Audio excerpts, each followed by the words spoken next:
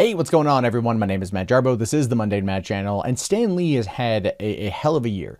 It's been a little over 12 months since his wife Joan died. They were married for over 70 years. Then there were the accusations that came out against him, basically physically and sexually assaulting nurses. And then there was all the scams that were being done in his charity's names and the fact that there was money being stolen. And then it came out that he was okay, everything was fine. And then he gets a restraining order that at first gets denied, but then now, well, he wins a restraining order against his former manager. And this is a good thing. Stan Lee has been in a lot of trouble. The dude's in his mid-90s.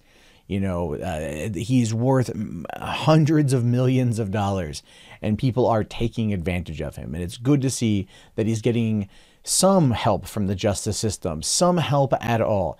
Now, it says here that Marvel Comics mogul Stan Lee won renewal of a protective order on Friday against a one-time business manager accused of subjecting the 95-year-old Spider-Man co-creator to elder abuse after taking charge of his affairs earlier this year. Yeah, I mean, when you know exactly what this guy did, at least what he's being accused of doing, you know, it's like taking vials of Stan's blood and using it to sign autographs, right? Like to make the comic and the autograph far more valuable. I mean, that's creepy. That'd be creepy, right? Now it says here that Kaya Morgan, a New York-based memorabilia collector who became involved with Lee following the death of Lee's wife last year, must stay at least 100 yards away from the Marvel magnet for the next 3 years. The order further requires Morgan to stay away from Lee's daughter, Joan Celia C.J. Lee, and his 86-year-old brother, Larry. Stan Lee and the Lee family are happy that the court saw fit to try to prevent further intrusion into the personal life and affairs of Mr. Lee, his lawyer, Jonathan Freund, told Reuters. And that's good. The should have never been allowed to happen. Right.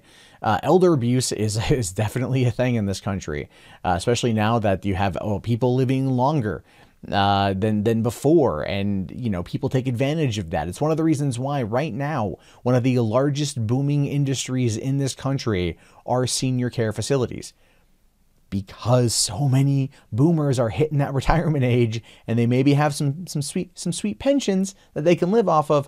They're going to be going and living in these particular facilities. And I don't blame them. They're nice. My grandpa lives in one and it's very, very, very nice. And they take very good care of him. But he's in one of the good ones. And a lot of these places, maybe not so much, right? But you hear stories about this kind of stuff all the time, and it's always terrible because someone who likes Stan Lee in his 90s just simply cannot defend himself.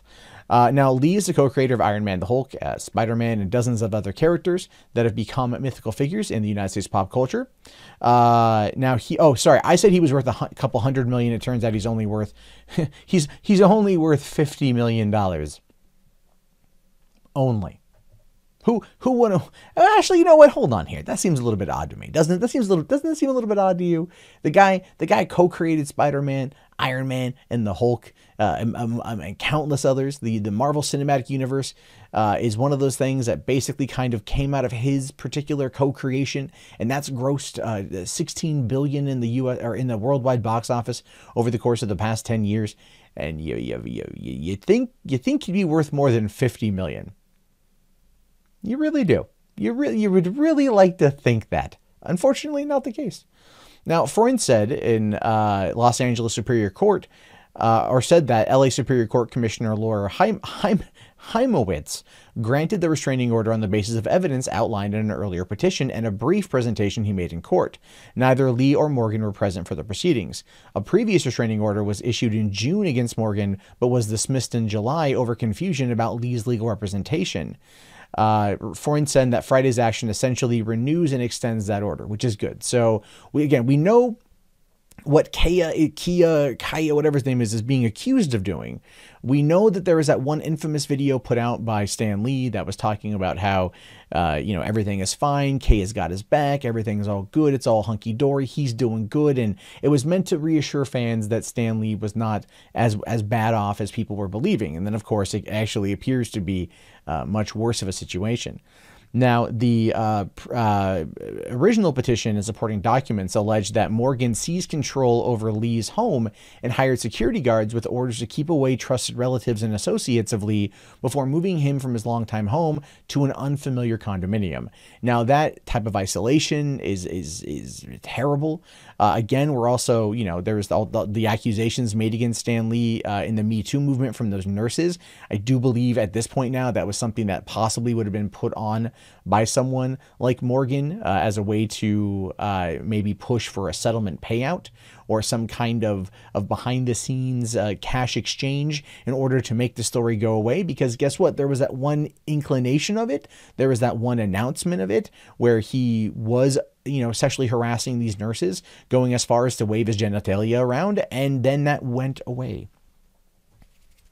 Just disappeared, and I don't quite know why, and that's something I haven't really seen get brought up very much, and I'm very curious to know more about, considering where we find ourselves. Now, so in doing so, the petition alleged that Morgan was unduly influencing and isolating Lee, contrary to a video Lee posted himself on Twitter in June, describing Morgan as his only partner and business manager. Morgan denied the allegations of abuse, but was arrested in June on suspicion of making a false police report for placing an emergency 911 call for a burglary in process at Lee's home. The call was made just after 2 police detectives and a social worker arrived to check on Lee's welfare, according to a police affidavit. Freund and Lee said Lee is now back at home and managing his own affairs with help from his daughter and others on his team, while he continues to try to work every little day to develop new characters and stories, saying here, I believe his health is improving. Adding to the stress of the past 9 months, it did in fact take a toll. And the thing is, nobody wants Stan Lee to be in a bad place. Nobody. Everyone out there who has helped make the Marvel Cinematic Universe a $16 billion franchise, not only that, but people out there who love the comics, love the stories, love everything that he has co-created and had his fingers in over these years, want to make sure that Stan Lee is doing okay. And it appears that he's back on the right track. When his wife passed away last year, there was a lot of confusion, a lot of chaos. There was a lot of accusations being thrown out there about his daughter being the one who was partnered with Kia Morgan as a way to control the finances, as a way to control the estate. And it appears that that is not the case. So that, again, is one of those things where when you get all these stories and these crazy things are kind of coming out of left field and coming out of everywhere, you don't always know what the truth is going to be. And sometimes it doesn't come up as quickly as people want it to, which is unfortunate. At least in this particular case, Stan Lee is getting help. He's in better health. He's still trying to create, which is something that, when I'm 95 years old, I hope that I actually can get to that point, and that I'm still able to put my thoughts and my opinions out there and try to do what I do. I think every one of us who's in a position of in a career that they love, that they get to be a ripe old age and still doing it. Hopefully. But I wish Stan Lee nothing but the best. I cannot wait for him to get past this hurdle and to get on with his life, because this dude's a legend and honestly needs to be treated as such. But what are your guys' thoughts on this? Let me know down in the comments below. My name is, of course, Matt Jarbo. This is the Mundane Matt channel. If you guys haven't already, toss it a thumbs up, share it around, and I'll talk to you guys later. Have yourself a great day, and peace out.